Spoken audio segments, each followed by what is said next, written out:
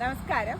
ഇന്ന് നമ്മുടെ നാട്ടിൽ സുലഭമായിട്ട് കാണുന്ന കുറച്ച് ഇനങ്ങൾ, അതായത് നമ്മുടെ നീലക്കൂവ, അതേപോലെ തന്നെ കസ്തൂരി മഞ്ഞൾ, അതേപോലെ തന്നെ കരിമഞ്ഞൾ, ഇത് ഒറ്റ നോട്ടത്തിൽ കാണുമ്പോൾ മനസ്സിലാവാനുള്ള കുറച്ച് അടയാളങ്ങൾ നമ്മൾ പരിചയപ്പെടുത്തുകയാണ്. ഇത് നീലക്കൂവയാണ്. നീലക്കൂവയുടെ ഒരു പ്രത്യേകത, വലിയ പരിചരണം ഒന്നുമില്ലെങ്കിലും നല്ല സുന്ദരമായിട്ട് നമ്മുടെ അയ്യത്ത് മൊത്തം കാട് പോലെ പിടിച്ച് വളരുന്നൊരു സസ്യമാണ്.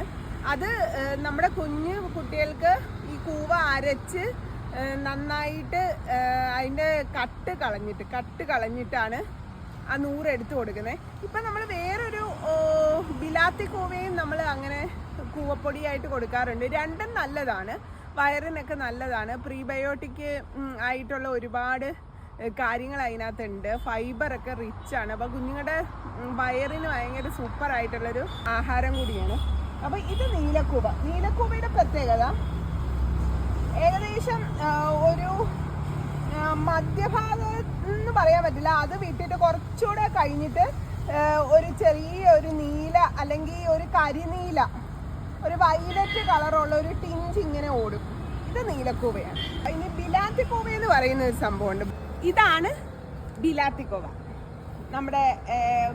ഇതും നമ്മുടെ കുഞ്ഞുങ്ങൾക്കൊക്കെ കൊടുക്കാം. പിന്നെ നമ്മൾ പുഴുങ്ങി ഒക്കെ തിന്നാൻ പറ്റും. അത് നമുക്ക് പുഴുങ്ങി തിന്നാൻ പറ്റില്ല, അത് ശുദ്ധീകരിച്ചിട്ട് വേണം. അരച്ച് നൂറ് എടുത്ത് ആ നൂറ് വെള്ളത്തിൽ ഒരു 10-12 തവണ കലക്കി നൂറാക്കണം. ഇത് ആ നൂറ് ശുദ്ധീകരിച്ചെടുക്കണം. ഇതിന് അത്ര ശുദ്ധീകരിക്കേണ്ട ആവശ്യം വരില്ല. രണ്ട് കുടുംബമാണ്. അത് സിഞ്ചിബറേസിയാണ് ഫാമിലി, അതായത് നമ്മുടെ ഇഞ്ചിയുടെയൊക്കെ കുടുംബത്തിലാണ് അത് വരുന്നത്. സിഞ്ചിബറേസിയ കുടുംബത്തിൽ, ഇത് മരാണ്ടേസിയ കുടുംബത്തിൽ വരുന്നതാണ്. രണ്ട് കുടുംബം കൂടിയാണ്. കാണാൻ ഏകദേശം ഒരുപോലൊക്കെ തോന്നുമെങ്കിലും രണ്ട് ഫാമിലിയാണ്. ഇതാണ് നമ്മുടെ ബിലാത്തി കൂവ. ഇനി നമ്മൾ അറിയേണ്ട കസ്തൂരി മഞ്ഞളും കരിമഞ്ഞളും. അത് കരിമഞ്ഞളിൻ്റെ ഒരു പ്രത്യേകത എന്താണെന്ന് വെച്ചാൽ, കരിമഞ്ഞളിന് ഈ കാണുന്ന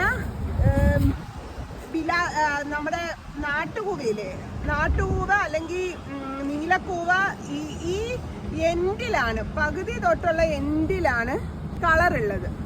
ആ ഒരു കരിനീല കളർ അല്ലെങ്കിൽ വയലറ്റ് കളറുള്ളത്.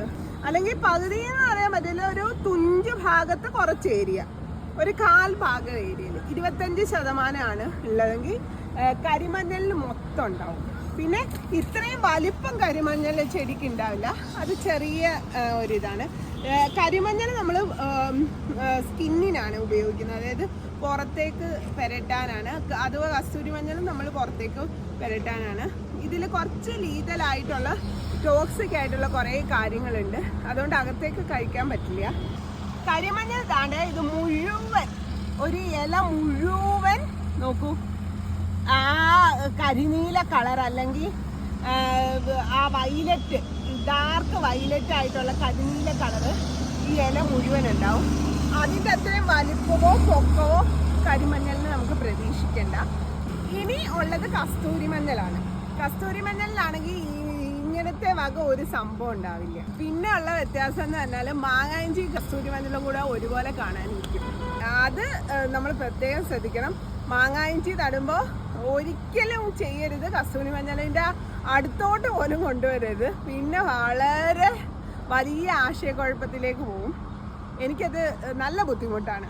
എപ്പോഴും കസ്തൂരി മഞ്ഞളും അതേപോലെ തന്നെ മാങ്ങാ ഇഞ്ചിയും അടുത്തടുത്ത് വന്നാൽ എനിക്ക് നല്ല പ്രയാസമാണ്. പിന്നെ മണപ്പിച്ച് നോക്കലേ നിവർത്തിയുള്ളൂ. നമുക്ക് ഓരോന്നെടുത്ത് മണപ്പിച്ച് നോക്കുക എന്നുള്ളതിൻ്റെ അപ്രായോഗികത ഉണ്ടല്ലോ. കസ്തൂരി മഞ്ഞളിൽ മാങ്ങാ ഇഞ്ചി പെടുന്നതിനേക്കാളും പ്രശ്നമാണ് മാങ്ങാ ഇഞ്ചിയിൽ കസ്തൂരി മഞ്ഞൾ പെടുന്നത്. കാരണം മാങ്ങാ ഇഞ്ചി നമ്മൾ ആഹാരത്തിൽ ഉൾപ്പെടുത്തുന്നതാണ്, കസ്തൂരി മഞ്ഞൾ നമ്മൾ മുഖത്ത് തേക്കാനാണ് ഉപയോഗിക്കുന്നത്. അപ്പോൾ അതിനകത്ത് 2 മാങ്ങാ ഇഞ്ചി കയറിയാൽ കുഴപ്പം വരാനില്ല, കാരണം ടോപ്പിക്കൽ ആപ്ലിക്കേഷനിലാണ് പോകുന്നത്, സ്കിന്നിനാണ് പോകുന്നത്. പക്ഷെ മാങ്ങാ ഇഞ്ചി നമ്മൾ അകത്തോട്ട് കഴിക്കുന്നതാണ്. അതിൻ്റെ ഇടയിൽ കസ്തൂരി മഞ്ഞൾ കഴിഞ്ഞാൽ അകത്തോട്ട് കസ്തൂരി മഞ്ഞളിൻ്റെ അംശം കയറിയാൽ ഞാൻ പറഞ്ഞല്ലോ, കുറച്ച് വിഷാംശങ്ങൾ ഉള്ളത് കൊണ്ട് തന്നെ ഛർദിൽ, തലവേദന, ഇതുപോലുള്ള ഒത്തിരി വോമിറ്റിങ്, ഇതുപോലുള്ള ഒത്തിരി ഇഷ്യൂസ് കസ്തൂരി മഞ്ഞളിലുണ്ട്.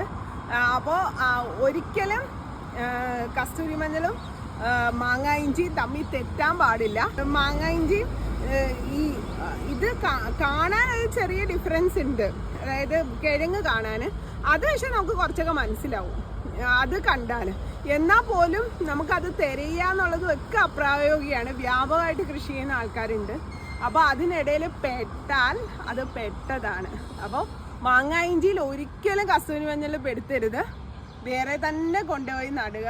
മാങ്ങ ഇഞ്ചി, കസ്തൂരി മഞ്ഞൾ വേറെ കൊണ്ടുപോയി നടുക. ബാക്കിയെല്ലാം പിന്നെ നമുക്ക് ഫീൽഡിൽ വെച്ച് കണ്ടാൽ മനസ്സിലാവും. പക്ഷേ മിക്സ് ചെയ്ത് നടരുത്, ഒന്നും മിക്സ് ചെയ്ത് നടരുത്. ഞാനതുകൊണ്ട് 3 വാരം കസ്തൂരി മഞ്ഞൾ, പിന്നെ 3 വാരം കരിമഞ്ഞൾ, അങ്ങനെ കൃത്യമായിട്ട്, പിന്നെ ഇടയിൽ എന്തെങ്കിലും ഉണ്ടെങ്കിൽ പറിച്ചു മാറ്റിയൊക്കെ ചെയ്യും. അപ്പോൾ സ്നേഹം, സന്തോഷം.